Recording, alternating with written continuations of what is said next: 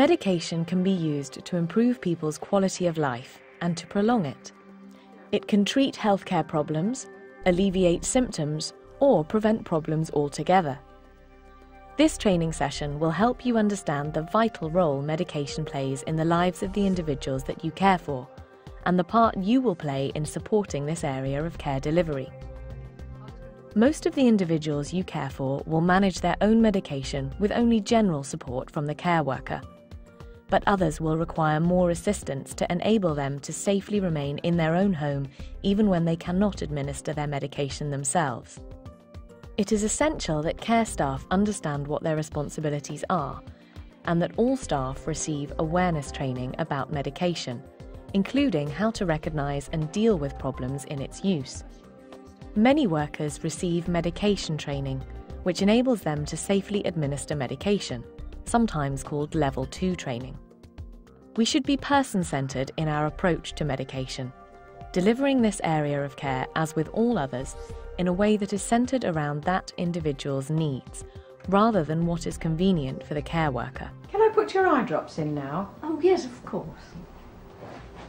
In the care you give, you will support the service user's independence, choice and dignity.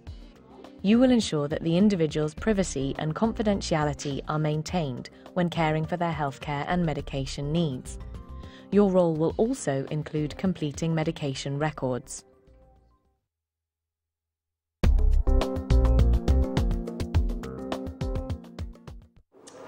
Have you seen this? A woman over in Banton died when she took her husband's medication. Makes you think, doesn't it? Medication is a powerful tool when used appropriately, and a dangerous one when misused. Because of this, there is a carefully planned legal framework surrounding the use of medication. This includes the National Minimum Standards, the Medicines Act, the Misuse of Drugs Act, Controlled Drugs, the Hazardous Waste Regulations, and the Access to Health Records Act. Other legislation that you may remember from other areas of your training also affects how you must handle medication.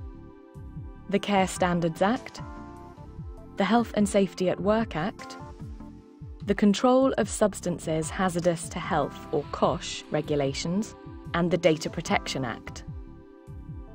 This legislation will have been used to create your organisation's policies and procedures. These policies and procedures are in place to enable you to work in line with all of this legislation and best practice.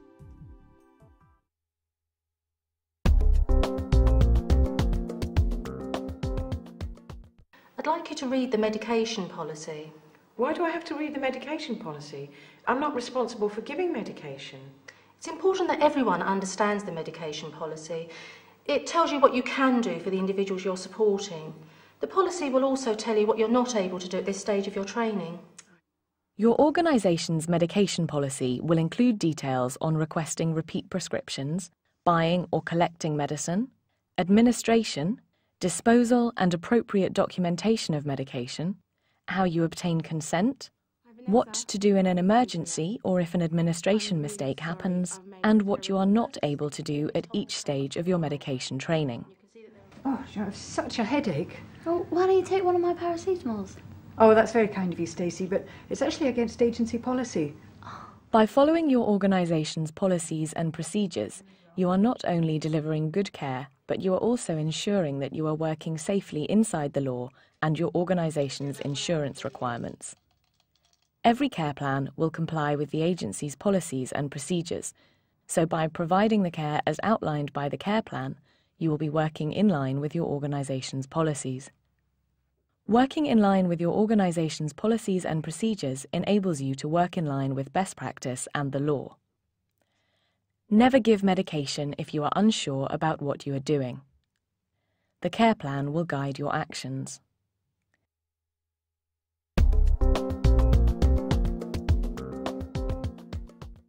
There are different classifications for medicine. Controlled drugs, sometimes referred to as CDs, prescription-only medicine, or POMS, over-the-counter, pharmacist present, over-the-counter general sales list, and household remedies.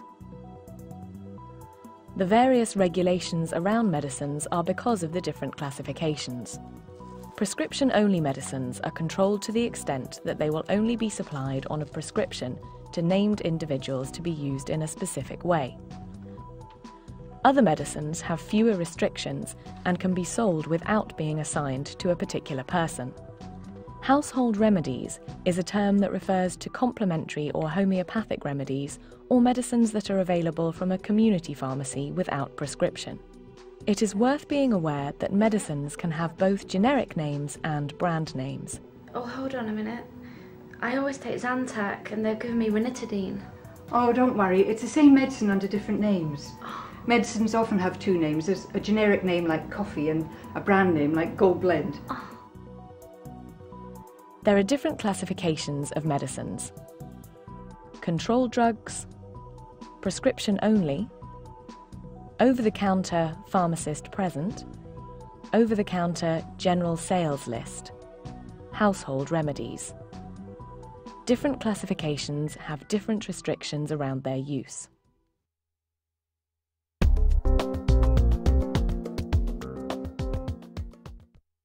There are many different types of medication that you will come across through your work and personal life. They interact with our bodies in different ways. There are antibiotics to fight infection, analgesics to relieve pain, antihistamines to relieve allergy symptoms, antacids for indigestion, anticoagulants to prevent blood clots, psychotropic medicine which interacts with the nervous system, diuretics used to get rid of excess fluids, laxatives to alleviate constipation, hormones, for example steroids or insulin, and cytotoxic medicines to treat some forms of cancer.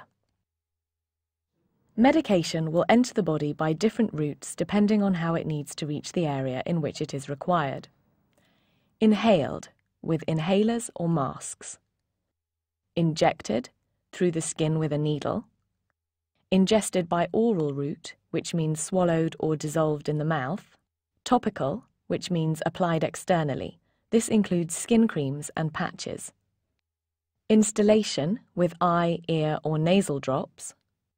Per rectum, using suppositories or enemas. And per vagina, using pessaries or certain creams.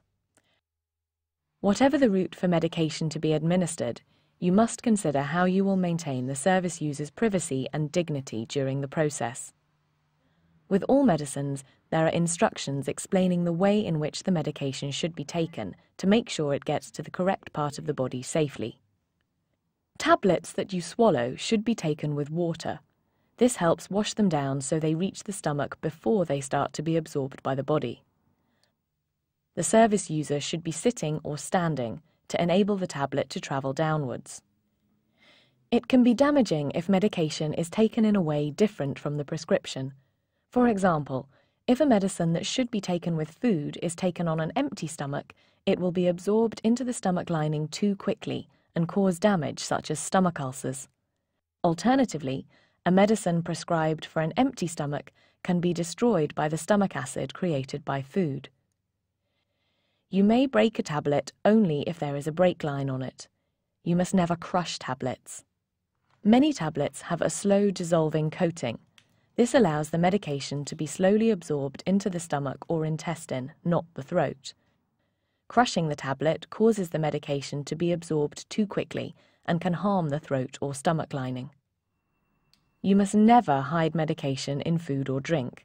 This is called covert administration and will only happen in a very few carefully considered occasions after discussion and agreement between the service user's carers, family, advocates and doctor. If you are ever required to do this, your organisation will have a specific policy on covert administration, which you must follow. There are a number of different types of medication. They enter the body in different ways. Medication must always be taken in the way prescribed or it may cause harm.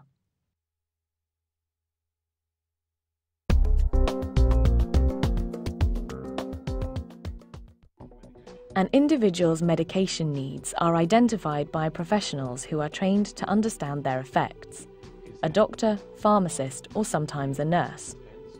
These needs will be documented in the form of a prescription. When a prescription is issued, it needs to be passed to the pharmacy for dispensing and checking by the pharmacist. As well as professionals involved in the prescribing of medication, you will work in partnership with other professionals who support the individual's medication and healthcare needs in the community. These professionals will include other care workers, your manager, occupational therapists, community psychiatric nurses, and health visitors. You will also work in partnership with informal carers such as family members and friends. Because of your close contact with service users, you may be the one who notices changes to the individual's health or them becoming unwell. Your role will include passing information on to your manager for them to contact the GP if required. If a service user is coming out of hospital, there may have been changes to their medication and general needs. You will need to work with your manager and other healthcare practitioners to make sure you are aware of new information from other professionals.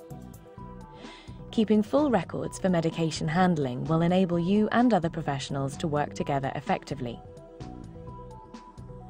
Medication needs are usually identified by doctors. Pharmacists will issue medicines from a prescription. You will work in partnership with other professionals to support the service user's medication needs. Keeping medication records is important for team working.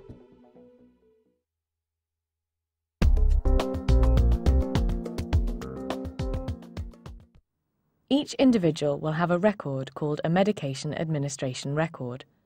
This record will include what medication has been prescribed, what has been received from the pharmacy, what has been taken by the service user, and what has been disposed of.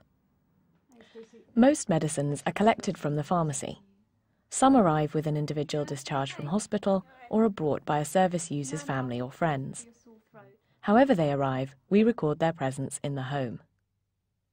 You should note the date of receipt, the names, strength and dosage of medicine, the quantity received, and the signature of the member of staff receiving the medicines. All new medication added or changes made to the individual's prescribed medication will be recorded on the medication administration record. All records must be written in full in English. Occasionally you may see the abbreviation PRN from the Latin pro re nata, which means when required. You should understand what this means if you see it, but you should always write in English and in full, as abbreviations can be misunderstood or confuse people.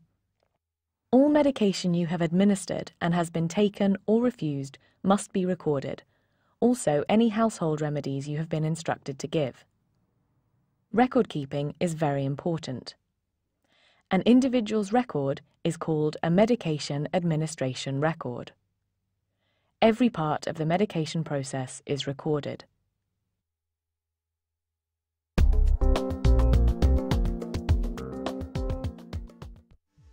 Your organisation's policy will guide you on your role in relation to acquiring and disposing of medication. Your role may include helping arrange repeat prescriptions and collecting dispensed medication from the pharmacy. The service user may ask you to purchase over-the-counter or household remedies. You must get full instructions about what to buy and only purchase named medication, such as aspirin, rather than fulfilling a general request like a painkiller. With your permission, I'll call your doctor and ask him which kind I can get you. Right.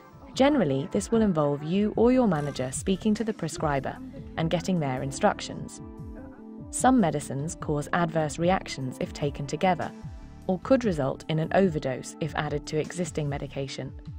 For this reason, a healthcare professional's judgment is required to approve all non-prescribed medication. You must record the new medication on the medication administration record. Medicine should be kept within a safe place in the service user's home. The care plan will tell you where the medication is kept in each individual's home. Occasionally, medication will be kept hidden from a service user if there are important safety reasons for doing this. You must never hide medication, or move it, unless you have specific written instructions to do so. All medicines should be stored in a cool, dry place, and some medication must also be kept cold in a fridge. This is to prolong the life of the active ingredients. As with all things with sensitive active ingredients, medication has a shelf life and will in time go out of date. If the service user does not have family to dispose of unwanted, unused and out-of-date medication, you may be asked to do so by returning it to the community pharmacy. Medication should not be disposed of into the sewage system and must never be given to anyone other than the individual to whom it is prescribed.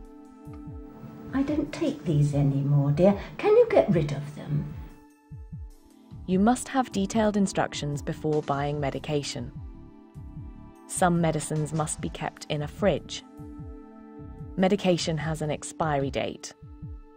Unwanted or unused medication will be safely disposed of by the pharmacy.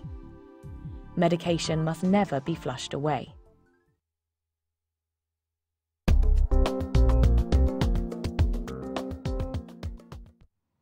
Different individuals require different levels of prompting, assistance, or administration to safely take their medication. Your care will ensure that service users receive the level of support they need from an appropriately trained person as outlined by your organisation's policy. The support required by service users in your care will range from occasional verbal reminders through to complete administration by advanced techniques. For example, Stacey takes tablets for gynecological problems and postnatal depression. She manages her medication herself. Mrs. Arnold, who has dementia, requires total support and the care worker to administer her medication. Miss Edwards only needs the occasional reminder from her care worker and sometimes some physical assistance. Different levels of support require different levels of training, but the same principles underpin all levels of safe administration. Safe administration means that the service user receives the correct dose of the correct medication at the correct time of day by the correct method or route while promoting independence, choice and dignity. You must only administer medication from the original container, dispensed and labelled by the pharmacist or dispensing doctor. According to your organisation's policies, this may include administering from compliance aids which have been assembled and sealed by the pharmacy. Your medication handling must also be in a way that promotes the person's independence, choice and dignity, giving them as much control over their own lives as possible. This includes their right to refuse medication. No, thanks. Different service users need different levels of support. You must promote the service user's independence, choice and dignity. Medication must be delivered in a way that meets each individual's needs. A service user has the right to refuse medication.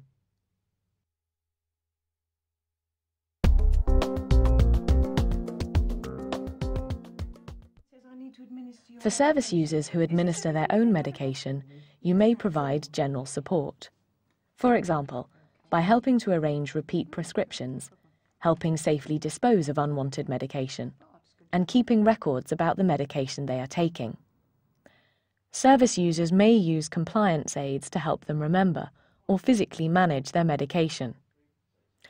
You must remember that you are there to maintain the independence of the individual, and if they are self-administering, must not make decisions about what should be taken when or administer the medication to them.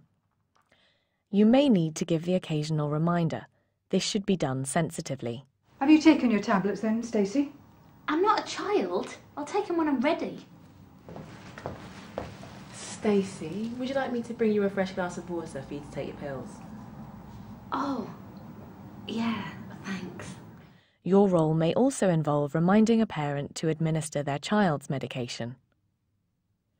A risk assessment will have been carried out to make sure it is safe for the service user to administer their own medication. But if you find you are having to deliver constant reminders to the service user to take their medication, it may be time for the risk assessment to be reconsidered, and you should report this to your manager. I'm concerned about Mavis. I reminded her about her medication this morning, and again she couldn't remember if she'd taken it or not. I think it's time we took control of her tablets. That is worrying. I know it's important to Mavis that she looks after her own medication. She used to be a nurse. Maybe we can support her more without taking away her independence. I'll see if I can arrange a meeting with her to discuss the use of a compliance aid or reminders. There is not always the opportunity to keep a full record of the medication taken by a self-administering service user, and they have a right to privacy and may not wish to discuss it with you. However, it will support your duty of care and help the ongoing process of risk assessment if you note in the care plan when you observe a service user taking their medication. Service users should be encouraged to administer their own medicine. They may use compliance aids to help them. You should report any evidence a service user is not taking their medication.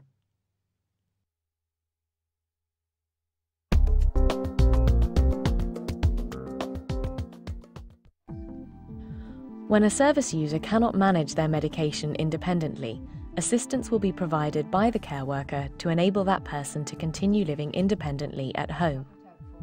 The care worker needs to ensure that medication is administered safely and that the privacy and dignity of the individual is maintained. As most medicines are taken orally, you must observe the same hygiene precautions that you would observe when serving food. Wash your hands before and after dealing with medication. Wear disposable gloves if your organisation's policy requires this, and touch the medication as little as possible. Prepare a glass of fresh cold water to go alongside any tablets. Medication can only be administered by care workers who have been trained to do so. They will run through the following steps. Check it is the medication prescribed for that service user. Check their consent to taking the medication. Every individual has the right to refuse medication if they have the capacity to understand what that means. Where service users are not able to consent for themselves, consent will have been received from the family members or independent advocates who can give consent on the service user's behalf. Next, check the label on the container against the medication administration record to ensure the name of the service user, the medicine, and the strength and dosage instructions are the same, and that the medication is within its expiry date. If anything does not match, you must seek advice before proceeding. You must check this information on the medication administration record even when you become very familiar with the doses required, as it is important to note any recent changes and ensure that the dose has not already been given. Where there is a variable dose prescribed, for example a painkiller, you will need to work out how much you should give. You will get information from a number of sources to decide this. Your organisation may have a procedure to help you, and the service user themselves should also be consulted. They may be able to tell you what they want, or you may see the evidence of pain. Remove the required dosage of medicine for administration to the service user. At all stages, you must communicate with the service user so that they understand the process. On occasion, you will administer medication for the service user to take later, at the prescribed time if this is written in the care plan. You should not remove medication from its original packaging unless you are administering it. Neither should you pass medication to someone else to give to the service user. This is called secondary administration and is not safe practice. If in doubt about what you should do, you must not administer any medication and you must ask your manager. Wait and see that they have taken the medication. If they do not, you should ask why and record a refusal in the record. Record the details on the medication administration record. If variable doses are allowed, how much was administered, for example 1 tablet or 2, and sign the record. Other recommendations by the individual's doctor, like drink more liquids, will be written in the care plan. They should be followed conscientiously. Check the service user's identity and consent. Check the label on the container against the medication administration record. Remove the required dosage of medicine and give it to the service user. Check they have taken the medication. Record this in the medication administration record.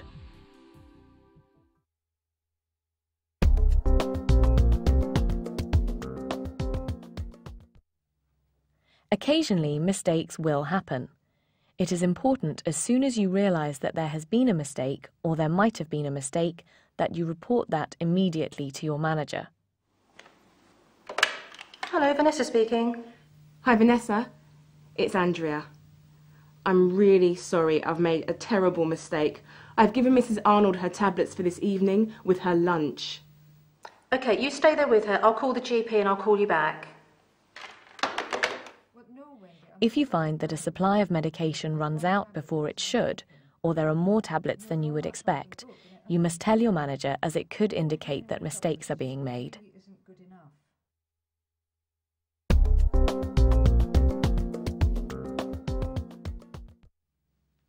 Through your close contact with the individuals you care for, you will be the one who observes changes that may be caused by side effects from their medication, or the service user's changing healthcare needs. It's about Mrs. Arnold. I noticed while I was helping her bathe that she's developed a rash on her stomach that I haven't seen before. Oh, thanks for letting me know. It could be caused by her medication. I'll let the GP know so that he can review her medication. There are particular adverse reactions that you should recognise so that you can report them if you observe them.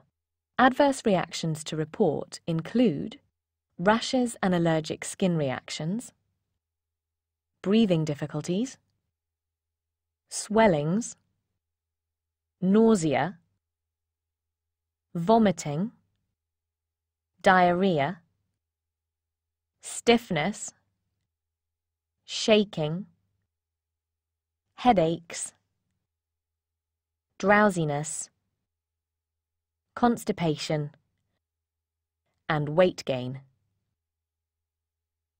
Different service users have different base levels.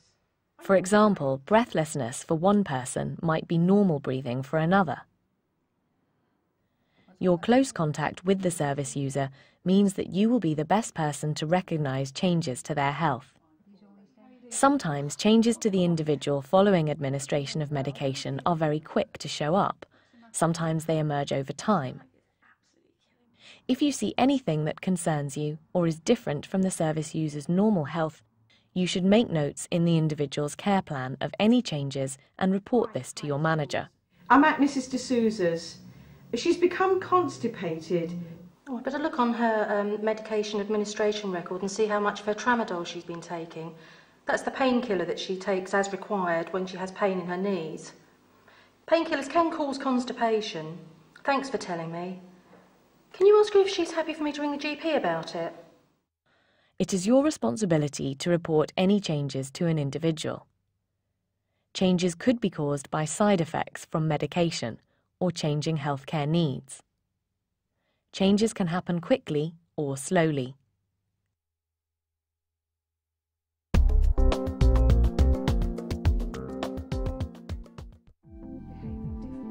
As your skills develop, you should never be afraid to ask for advice if you are unsure what you should do in any given circumstance. Medication is a very important area of care, and care workers must be responsible and competent. Your work will be assessed and reviewed regularly to help you and those around you maintain high standards in your work. As your role develops within your organisation, you may take on more specialist areas of medication care, such as insulin and diabetic care, working with oxygen, PEG feeds, or administering medication through advanced techniques, but all these areas require additional specialist training. You now understand how medication is a central part of the care provided to many individuals you support. Each worker has a part to play in ensuring that this area of care is meeting the needs of service users as fully and as safely as possible. Whether you are involved in the administration of medication at this stage in your career or not, your understanding about medication and the close relationship you have with the individuals you care for will enable you to help them receive the best care possible.